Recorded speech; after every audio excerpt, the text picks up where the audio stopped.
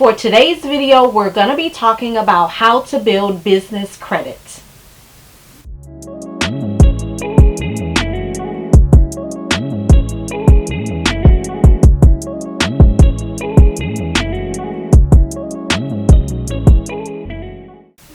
Hi guys, what's up? Welcome back to my channel. My name is Miss La.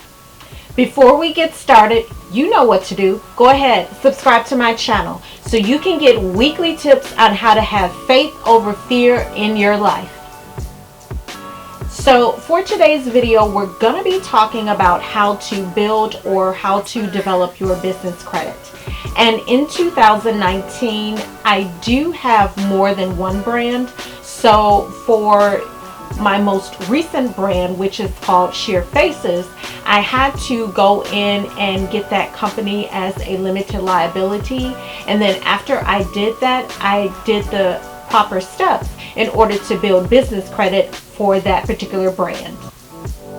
So no matter whether you're a small company or you're somewhat established and you need to start thinking about building business credit, there are two key reasons of why you should want to build business credit. So one of the key reasons for having business credit is that your business credit will be separate from your personal credit. And when that happens, that will allow you to have good business credit, so when you need to expand or you need to get supplies for your business, they will not have to solely rely on your personal credit because you have done the necessary steps to have business credit for your brand. Also, one of the key reasons of why you want to have business credit is that it demonstrates and it shows that the business is separate from the owner.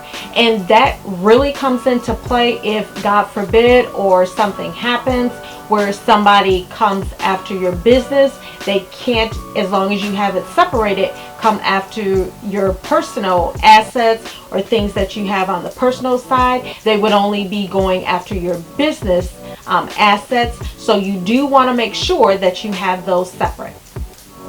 Now I'm going to go over some of the 8 key steps to starting or developing your business credit. So the first thing you want to do is to incorporate or become a limited liability company or LLC. I am in Michigan, so I can't speak on what the other states, what the process is. But for myself, I went through Swift filings, and I will leave a link below. You can check them out. And they do have different plans, but because I was on a budget, I just chose the least expensive plan they had to get my business not incorporated, but to get my business listed as a limited liability company for the state of Michigan. And that was, I believe it was less than $250, and they did everything for me, easy peasy. I get notifications because here in Michigan we have to file every February I'm not sure if it's called the Articles of Incorporation. I think that's more on the corporation side, but there is a form that we have to fill out through the state for the state of Michigan, and that's due on February the 15th. Swift filings, because I use them, they send me notifications when any form is due, and usually I will get the forms in the mail from whatever governmental entity, and then I just go ahead, fill it out with whatever fees, easy peasy. Step number 2 is you want to apply with the federal government to get an EIN. Now the EIN will come into play like when you want to open up a bank account, and also when you file your business taxes, you will need an EIN. That is free to get. You can do that online, easy peasy. Step number 3 is to open up a business bank account. My suggestion is not to go to a new bank, but if you currently bank with someone, if you work and you get direct deposit, I would just start there because they're going to be the ones that are going to be most helpful. So you do want to open up a business account.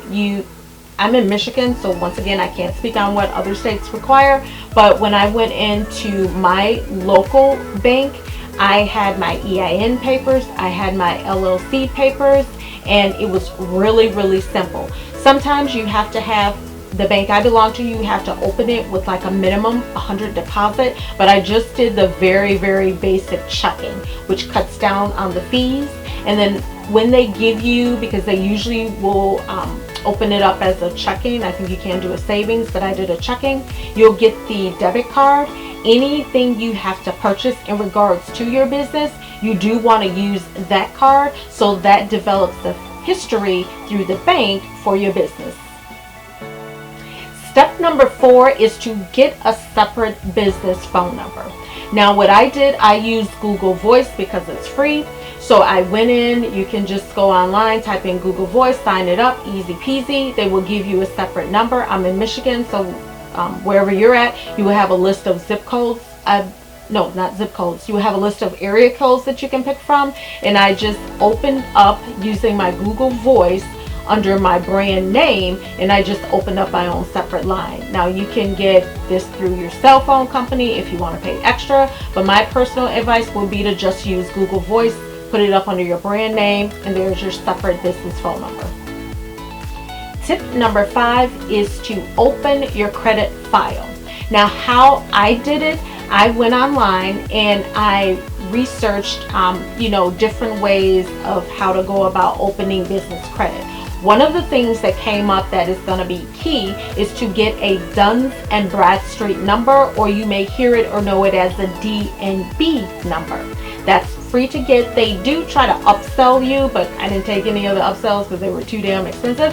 So I just got the free basic DNB or Dun & Bradstreet number. It took less than 30 days, but when you apply, please be forewarned, because I'm telling you, you will need your EIN number and your LLC papers. So when you go online, just be prepared for that. So don't go out and rush to do that without having your EIN and your LLC papers all registered. Tip number 6 is to open a business credit card. Now that can be kind of tricky depending on what your personal credit is, because when you're new, they are going to do a hard inquiry on your personal credit.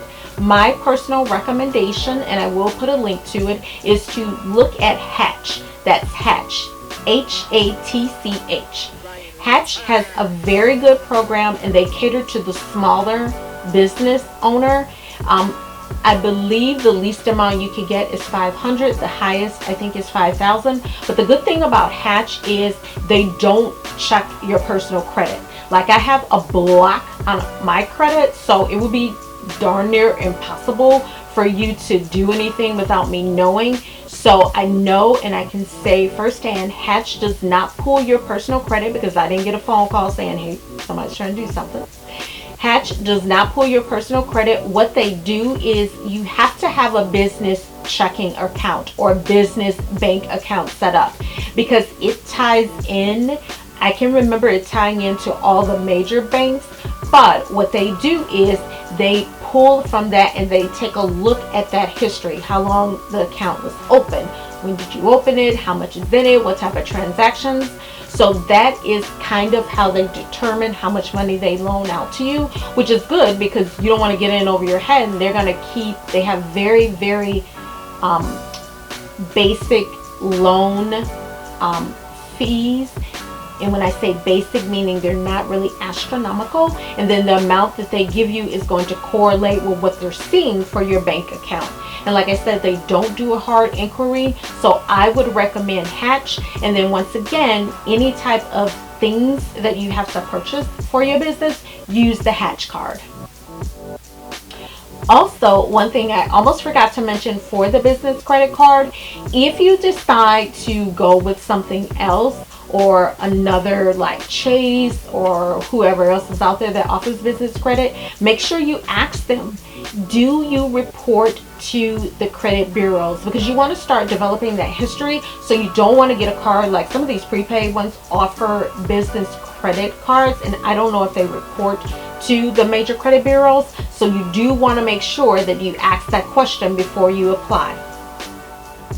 Tip number 7, establish open lines of credit with vendors.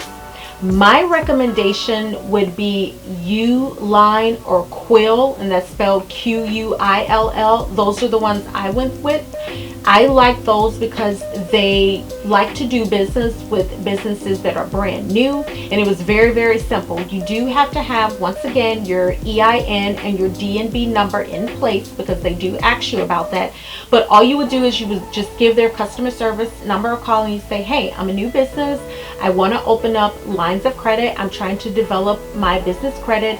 How can I open up an open account with your company? What they will do, they will tell you what they need. Everything they took over the phone because they have a system they can verify it. So once I call, they open it up right then and there. What I do is like once every other month, I'll order something that I need for like 20 bucks. When I get the statement in, I pay it off automatically. And that way they are reporting to the credit bureaus in regards to my credit history. Now, if you decide not to go with Uline or Quill, then just make sure whoever you have an open account with, that you're asking them, hey, if I buy something from you, do you report to the credit bureaus? Tip number 8, pay your bills on time. Now, this goes into your business credit just like it does with your personal credit. Everything is online, so you can kind of see before, if you still get paper bills, you can kind of see when it's due. So just pay your bills on time. Try not to overextend yourself and get in over your head, so that when those bills are due, you can pay them in full on time. So there you have it. Those are 8 good tips to help you to develop business credit. Now, after you get your business credit set up, just like your personal, be sure to monitor your credit every now and then. I currently I am subscribed to like different types of things like Credit Sesame, Experian, Credit Karma. So that is on the personal side, but on the business side, they generally will try to charge you to monitor your business credit. So I haven't signed up with something yet. I just kind of know what I buy and I just keep track of my statements. But you do want to monitor your business credit. Also, when you do think about applying for business credit cards, my tip, and I learned this because I fixed my personal credit, only apply for the business credit cards where they send you like a pre-approval or pre-authorization, because they've already looked at some of your information, and then when you go to fill out for that, it won't be so much of a hard inquiry. They may do a soft inquiry on like your personal credit, but it won't be a hard inquiry where you get dinged for 2 years. So keep that in mind. Only fill out business credit applications that they send to you that are either pre-approved or pre-authorized.